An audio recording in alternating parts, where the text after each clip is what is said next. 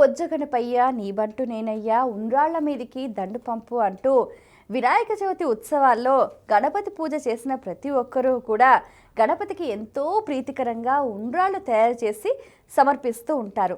అసలు ఇంతకీ ఈ ఉండ్రాళ్ళు సమర్పించడంలో ఉన్న అంతరార్థం ఏంటి అని అంటే, మనకు సహజ సిద్ధంగా మనకు ఇంట్లో చాలా సులభంగా దొరికే పదార్థాలతో చేసే నైవేద్యం అన్నమాట.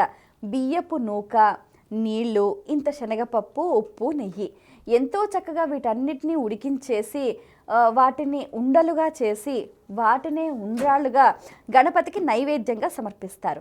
మరి ఈ పదార్థం సమర్పించడం వల్ల ఏంటి లాభం అంటే, మనలో సత్వగుణం అనేది పెంపొందుతుందన్నమాట.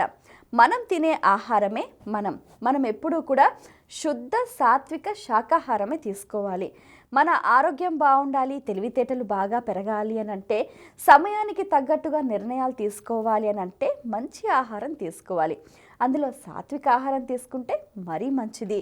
అందుకే దానికి తగ్గట్టుగానే తినే పదార్థాన్ని ముందుగా గణపతికి సమర్పించి ఆ తర్వాత మనం స్వీకరించడం వల్ల మనలో సత్వగుణం పెంపొందుతుంది.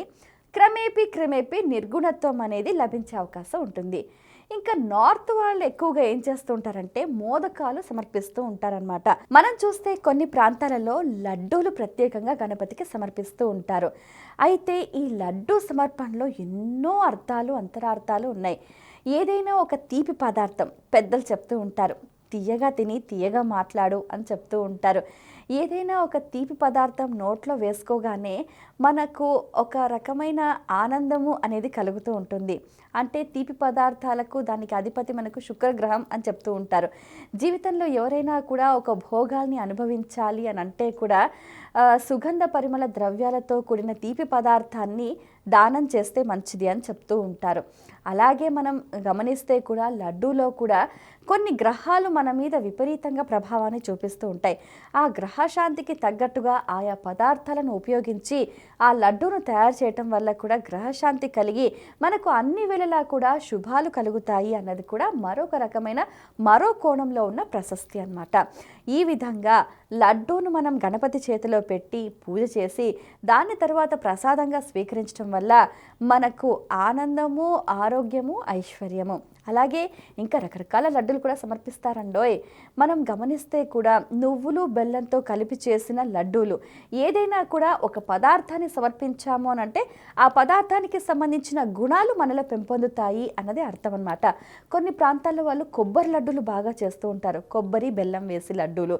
కొంతమంది బేసన్ లడ్డూలు అన్నమాట, శనగపిండి బెల్లం వేసి నెయ్యి వేసి చేస్తూ ఉంటారు. ఆ తర్వాత రకరకాల లడ్డూలు అన్నమాట, మోతీచూర్ లడ్డు అంటూ ఉంటారు. ఇలా లడ్డు పదార్థం దేంతో తయారు చేసిన సమర్పణ భావం మనం భగవంతుడికి సమర్పించి తర్వాత మనం స్వీకరించడం వల్ల ఉత్తమ గుణాలు పెంపొందుతాయి అనేది ప్రతీతి. ముఖ్యంగా ఏంటంటే సాత్విక గుణం అనేది పెంపొందుతుంది. సో మై డియర్ ఫ్రెండ్స్, మనలో మంచి గుణాలు పెంపొందించుకొని మనం కూడా గణపతిలాగా మన చుట్టూ ఉన్న గణాలకు చక్కటి ఆధిపత్యం లభించాలి అని అంటే ఈ పదార్థాలు సమర్పించాల్సిందే. For more videos like this, subscribe Big TV channel.